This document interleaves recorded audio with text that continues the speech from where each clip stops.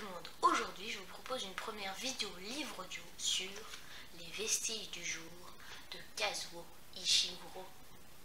Kazuo Ishiguro, né le 8 novembre 1954 à Nagasaki, est un auteur britannique d'origine japonaise. Il a 6 ans lorsque sa famille s'installe en Grande-Bretagne. Avant de commencer, si tu aimes ce genre de contenu, n'hésite pas à t'abonner à la chaîne et n'oublie pas d'activer la cloche pour recevoir toutes les notifications. Et si tu aimes cette vidéo, n'hésite pas à lâcher un pouce bleu et à mettre un commentaire. Bonne vidéo à tous! Les vestiges du jour, prologue, juillet 1956, Darlington Hall. Il semble de plus en plus probable que je vais réellement entreprendre l'expédition qui tient depuis quelques jours une place importante dans mon imagination.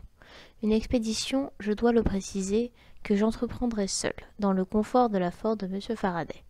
Une expédition qui, telle que je l'envisage, me conduira à travers une des plus belles campagnes d'Angleterre jusqu'au West Country et pourrait bien me tenir éloigné de Darlington Hall pendant 5 ou 6 jours. L'idée de ce voyage, je dois le souligner, est née d'une suggestion fort aimable et mise à mon attention par M. Faraday lui-même, voici presque 15 jours, tandis que j'époussetais les portraits dans la bibliothèque. En fait, si je me souviens bien, j'époussetais monté sur l'escabeau le portrait du vicomte Weatherby lorsque mon employeur entra, chargé de quelques volumes dont il désirait sans doute qu'on les remît en rayon.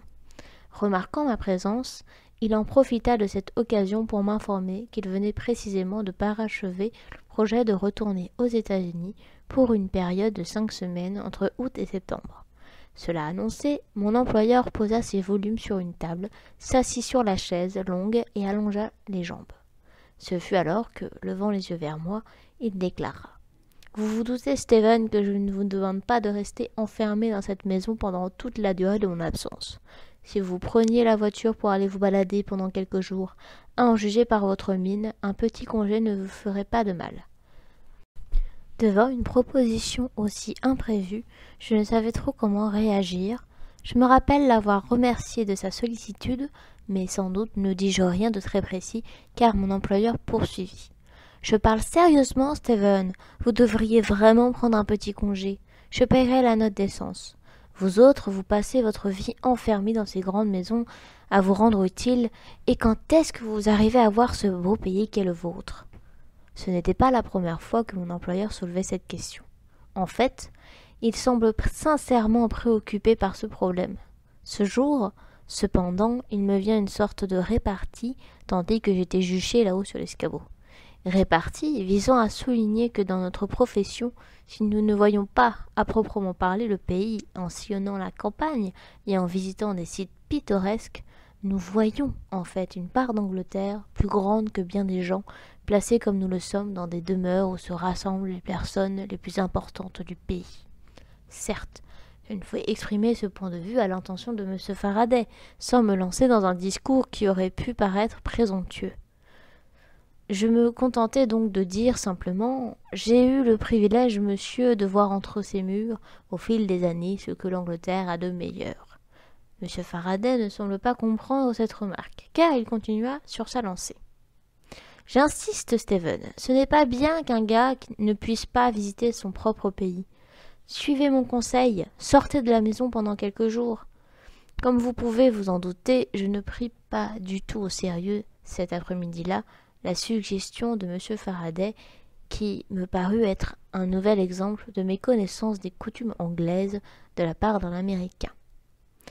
Si mon attitude à l'égard de cette même suggestion évolua dans les jours suivants, au point que l'idée d'un voyage dans le West Country prit dans mon esprit une place prépondérante, ce changement est en grande partie imputable, pourquoi le cacherais-je, à l'arrivée de la lettre de Miss Kenton, la première en presque 7 ans si l'on ne tient pas compte des cartes de Noël.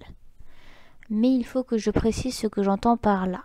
Ce que je veux dire, c'est que la lettre de Miss Kenton mit en train un enchaînement d'idées à caractère professionnel liées à la gestion de Darlington Hall, et je tiens à souligner que ce fut le souci que j'avais de ces problèmes professionnels qui me fit envisager à nouveau l'aimable suggestion de mon employeur. Mais permettez-moi de m'expliquer avant. À la vérité, au cours des quelques mois précédents, j'ai été responsable d'une série de petites erreurs dans l'accomplissement de mes tâches. Il convient que je le précise, ces erreurs, sans exception, étaient en elles-mêmes tout à fait anodines. Cependant, et je pense que vous le comprendrez, pour quelqu'un qui n'a pas l'habitude de commettre de telles erreurs, c'était là une nouveauté plutôt troublante. Et je me mis à élaborer toutes sortes de théories alarmistes quant à leur cause. Comme c'est souvent le cas dans ce genre de situation, l'évidence m'aveuglait, jusqu'au jour, du moins, où, à force de méditer les implications de la lettre de Miss Kenton, la vérité tout simple m'apparut. Ces petites erreurs des mois pressants ne provenaient de rien de plus sinistre qu'un plan de travail défaillant. Bien entendu, il incombe à tout majordome d'apporter le plus grand soin à la mise au point d'un plan de travail pour le personnel. Merci d'avoir regardé cette vidéo. On se retrouve une prochaine fois pour savoir la suite. Bye bye!